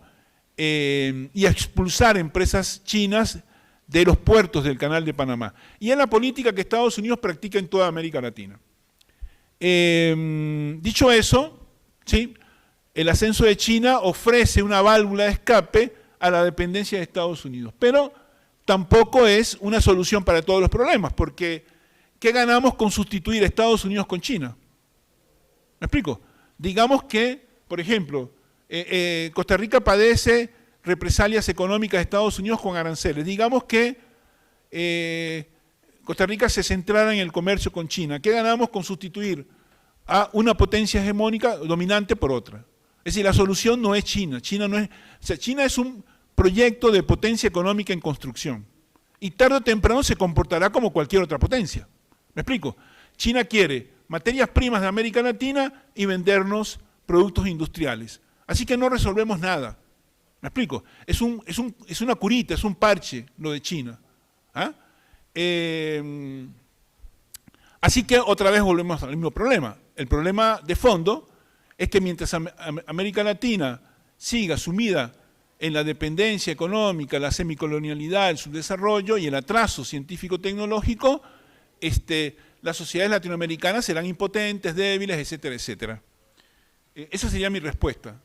China, a corto plazo, es una solución limitada, pero a mediano y largo plazo no soluciona ningún problema. ¿Me explico? Porque el problema de América Latina es interno. Son sus élites políticas y sociales, es el problema de fondo de Hispanoamérica. China, bueno, ya respondí lo de China y América Latina. Lo de Argentina y el swap. Sí, Argentina es un país que tiene una crisis económica crónica hace, bueno, yo conozco bien Argentina, la historia de Argentina, y podríamos hablar de la Argentina de los últimos 60 o 70 años, y la sucesión de crisis, una detrás de otra de la Argentina. Es el país con más crisis en la historia, en el mundo, en los últimos 70 años, ¿no? Y eso tiene que ver con el carácter de las élites argentinas, ¿no? Argentina es un país rico, en términos naturales es un país muy rico, y tiene una clase capitalista muy rica, es decir, los ricos argentinos y las corporaciones argentinas tienen fuera del país un valor por 75-80% del PIB argentina. Argentina es el país campeón en la fuga de capitales, ¿no? Todos los ricos en Argentina sacan capitales de la Argentina, saquean la Argentina, ¿no? Los ricos argentinos tienen un valor fuera del país que corresponde al 75% del PIB, como ya dije. El principal problema de la Argentina no es Trump ni Estados Unidos, el principal problema de la Argentina son sus propias élites sociales, que sabotean y socavan al país desde adentro. Entonces, la última crisis argentina, como dije hace un momento, fue provocada por BlackRock, una cuestión de falta de dólares. La economía argentina tiene una crónica falta de dólares. ¿Por qué? Porque al haber intentado políticas económicas alternativas, Estados Unidos socava la economía argentina. Y Argentina no obtiene suficiente inversión extranjera ni tiene suficiente capital interno. Solo para que tengan una idea, la economía chilena, que ha sido en los últimos 50 años un socio preferencial de Estados Unidos, recibe algo así como 20.000 millones de dólares de inversión extranjera, norteamericana básicamente. En cambio, la Argentina no recibe ni 1.000 millones. Entonces, si ustedes quieren saber, en términos geopolíticos, cuál es la relación de Estados Unidos con los distintos países, lo que hay que mirar es la inversión extranjera. Estados Unidos invierte en los países amigos y socava las economías de los países que considera adversarios o enemigos. ¿Me explico? Estados Unidos usa la política económica como arma de guerra, ¿no? Socava las economías de los países no amigos y premia a los países amigos. Entonces el mensaje que transmite Estados Unidos es, si en América Latina quieren estar bien, entonces la clave es ser amigo de Estados Unidos y apoyar sus políticas internacionalmente. Esa es la clave. A Chile le va bien, hace 50 años porque hace eso, Argentina le va mal porque tiene mucho tiempo intentando políticas de desarrollo autónomo. Si el problema de América Latina es la fragmentación, preguntaba alguno de los compañeros, si la solución es la unificación. Bueno, unificación es una palabra muy sencilla, pero en la práctica complicada. ¿Me explico? En la práctica complicada. Una cosa es el diagnóstico, el análisis y el diagnóstico, y otra cosa es la solución. Yo creo profundamente que América Latina no va a resolver sus problemas si no encuentra alguna forma de superar la balcanización y la fragmentación, Hispanoamérica. Esto no quiere decir que de pronto uno chasquea los dedos y vamos a estar todos unidos y felices, no. Después de 200 años de vivir políticamente en separado, hay identidades locales. ¿Me explico? Los distintos estados latinoamericanos han conformado identidades comunitarias. Costa Rica tiene una fuerte identidad como país, Uruguay también, Colombia, qué sé yo, Chile, pero, atención, esto es mucho más complejo y los compañeros de historia seguramente podrían enriquecer mucho con datos históricos el argumento, pero la realidad es que tenemos diferencias culturales, los distintos países de América Latina, pero yo no sé cuántos de ustedes conocen Estados Unidos, han visitado Estados Unidos. Bueno, la diferencia entre alguien de Nueva York y alguien de Texas es muy similar a la diferencia entre un argentino y un costarricense, o menor, o mayor. Me explico, en Estados Unidos hay diferencias de identidad regional y local muy grandes. En Brasil ni se diga, el sur es muy distinto del norte, me explico, y del centro. Hay muchos Brasiles diferentes, pero encontraron la forma de vivir juntos estatalmente y ser más fuertes. Juntos somos más fuertes. Yo estoy soy un partidario ferviente de que es posible reconstruir poco a poco y de manera sensata, realista, formas de integración de América Latina, poniendo proa hacia una unificación política federal que podría estar en algún punto del futuro. Si los europeos, después de matarse en guerras durante 1000 años, después de matarse en guerras, los europeos, los franceses, los alemanes, los españoles, los ingleses, pudieron construir la Unión Europea, ¿por qué Hispanoamérica no puede construir mecanismos de integración cada vez más avanzados y avanzar a, por ejemplo, la libre circulación de los ciudadanos de Hispanoamérica entre los distintos estados? ¿Me explico? Cosas elementales. El problema nuestro, lo que impide la reintegración de América Latina o de Hispanoamérica, no es ningún obstáculo natural o real, ni histórico, ni Estados Unidos. El problema que impide avanzar en procesos concretos de integración y de superación de la fragmentación son las élites sociales locales que han sido históricamente los responsables de la fragmentación. ¿Me explico?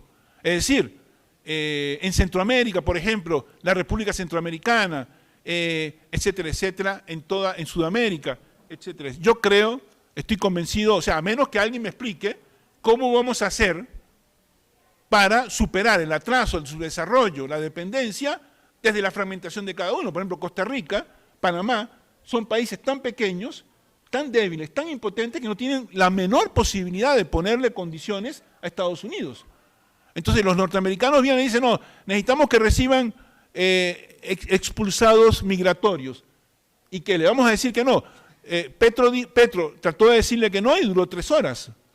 ¿Me explico? Porque todo el empresariado colombiano lo llamó y dice, me explico, vas a destruir la economía, los yanquis van a destruir la economía de Colombia solo porque no aceptamos unos cuantos expulsados con sus derechos humanos violados por el señor Trump y la política norteamericana migratoria, la obsesión norteamericana con la migración.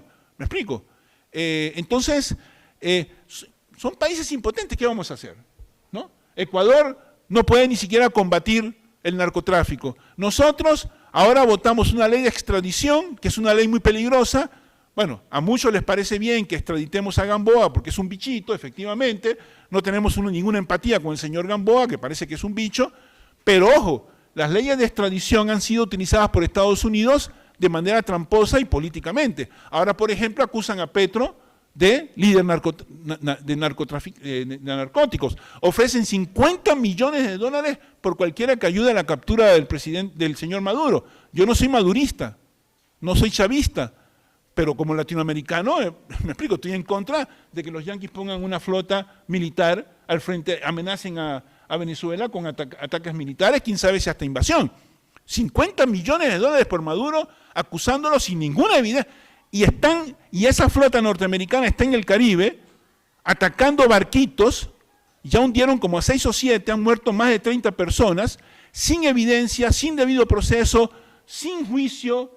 Son ejecuciones extrajudiciales, son asesinatos, es un crimen eso. No están matando narcotraficantes, están asesinando a jóvenes caribeños, venezolanos, sin ningún proceso, sin ninguna evidencia. Es uno de los tantos crímenes que Estados Unidos ha cometido contra América Latina, contra Hispanoamérica. ¿Me explico? Y no decimos nada. ¿Qué dicen las cancillerías de Hispanoamérica? ¿Qué dice la Cancillería nuestra? ¿Me explico? Aplaude. Entonces nuestro problema no es Estados Unidos, nuestro problema es el tipo que es canciller y el jefe de él, o los jefes de los gobiernos anteriores y de los gobiernos que van a venir, entre los que pueden ganar las elecciones. Entonces, esto es un problema. BRICS y, ¿cómo le explico a un niño de 5 años el capitalismo? Termino con eso, si se me quedó algo y les parece interesante me lo insisten. BRICS. Los BRICS, ¿verdad? Los BRICS son importantes, otra vez, es una válvula de escape, nos ofrece posibilidades para aflojar la dependencia de Estados Unidos, pero los BRICS no son un proyecto político. Es un proyecto económico de países que tienen intereses muy diferentes, realidades sociopolíticas muy diferentes.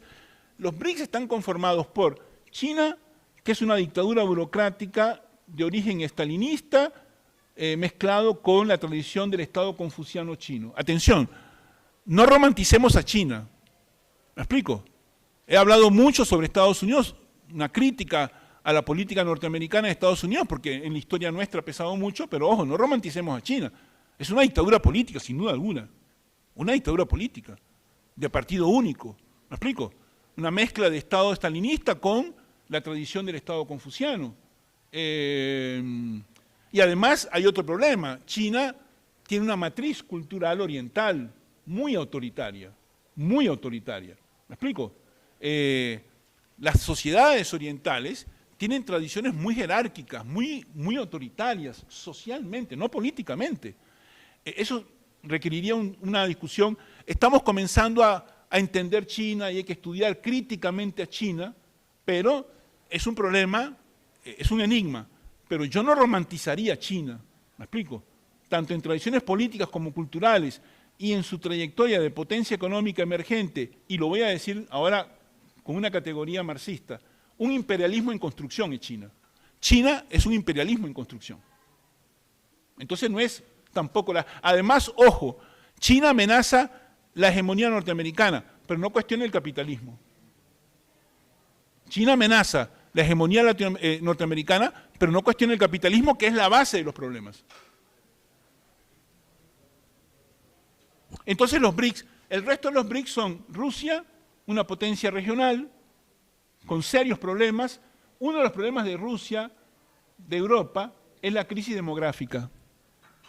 Todos los países de Europa, Alemania, Francia, Inglaterra, Rusia, Japón, tienen un problema serio demográfico porque la tasa de natalidad es muy baja y eso amenaza su posibilidad. Para Rusia es un problema existencial su crisis demográfica. Antes de que comenzara la guerra en Ucrania, el gobierno ruso del señor Putin tenía un plan de promover la emigración hacia Rusia de 10 millones de personas. Ese plan, obviamente,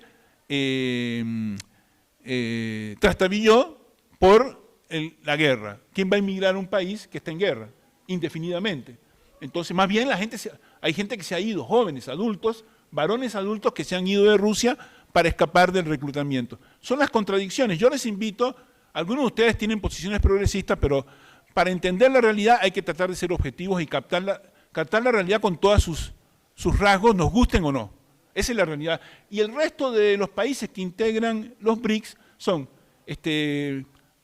Sudáfrica, con todas las contradicciones que tiene el régimen político sudafricano, Brasil, me explico, con los problemas de enormes fracturas sociales, difícilmente superables por gobiernos progresistas. Hoy día tenemos un gobierno como el del señor Lula. Yo conocí a Lula hace 45 años, cuando era un líder metalúrgico, pasó al lado mío. Bueno, sí, yo estaba cuando él pasaba, más bien. Yo estaba cuando él pasaba en el año 1980, 81, después de en San Bernardo do Campo, donde era el dirigente sindical, había un estadio, una asamblea metalúrgica, y pasó Lula caminando con su gente, barbudo, en aquella época, y bueno, era un tipo impresionante, ¿verdad? Bueno, ya ha sido presidente de Brasil durante 12 años, mucho no ha cambiado Brasil, pero eso también sería un tema a profundizar. Y el resto de los países que hacen parte de los BRICS son, creo que Irán, países, la India, ¿me explico? Países que tienen serios problemas. Y hay que decir lo siguiente, ojo, atención, si me tienen un poco de paciencia ya casi terminamos. No hay que romantizar a los BRICS. Los niveles de desigualdad económica en los BRICS son mucho mayores que en los países de la OCDE. Los niveles de concentración de la riqueza en países como Rusia, China, India y Brasil son mucho mayores que en Estados Unidos, ya no digamos los países europeos de la OCDE, ¿no? El capitalismo en esto, son países capitalistas. China es un país capitalista. Sui generis, porque tiene un Estado muy fuerte, pero es un país capitalista. Y las condiciones del capitalismo chino llegan a ser brutales. Es cierto que han sacado a mucha gente de la pobreza, pero a costa de la explotación, de la sobreexplotación de una buena parte de su fuerza de trabajo, ¿no? Sin tocar los elementos culturales. Son países muy conservadores. En China todavía hay pena de muerte, ¿no? Hay mucho menos apertura que en Occidente a las agendas culturales, los derechos de las mujeres, los derechos de la comunidad LGTBI, etcétera, etcétera. Cuidado, ¿me explico? No hay que romantizar a estos países tampoco. Tienen muchas contradicciones internas. Hay valores culturales y derechos humanos que hay que defender también.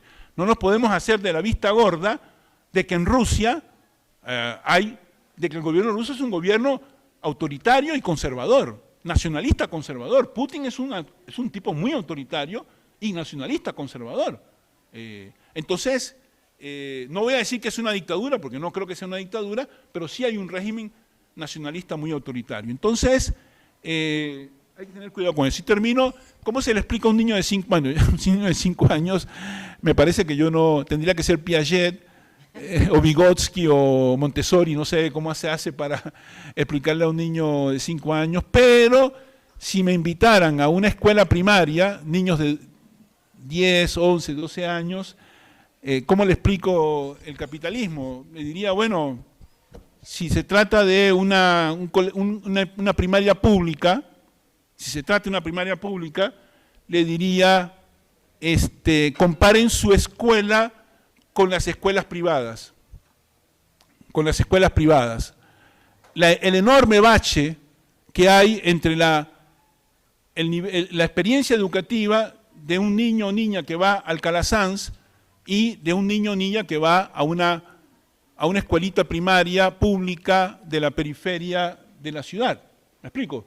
Bueno, esa es la brecha en oportunidades que el capitalismo crea. ¿Me explico? El capitalismo es sinónimo de desigualdad. Le preguntaría, ¿en qué trabaja tu papá? ¿Qué hace tu padre? ¿Me explico? Y diría, bueno, trabaja en la construcción, trabaja en una fábrica, mi mamá hace esto, hace lo aquello. ¿Y cómo les va en la vida? Bueno, la casa tiene problemas. ¿Me explico?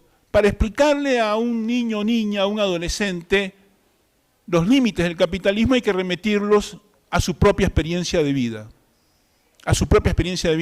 ¿Qué sienten cuando pasan de sus barrios a los barrios de clase media bien? Lo que ven, ¿me explico? La diferencia de oportunidades, ¿no? ¿Cuánto trabajan papi y mami para apenas llegar a final de mes? ¿Me explico?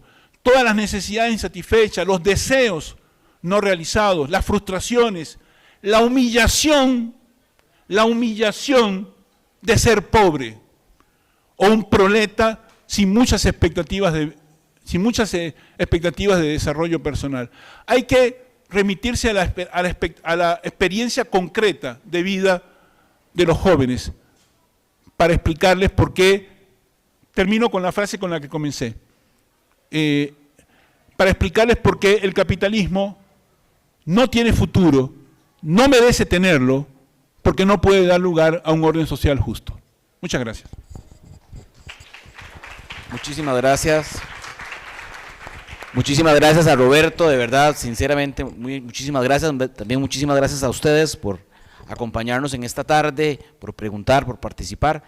De esta manera, damos por concluida la actividad de la Cátedra Enrique Macaya Lama. Le reiteramos el agradecimiento al profesor, doctor Roberto Ayala, por su invaluable aporte y por compartir su conocimiento con todas y todos nosotros.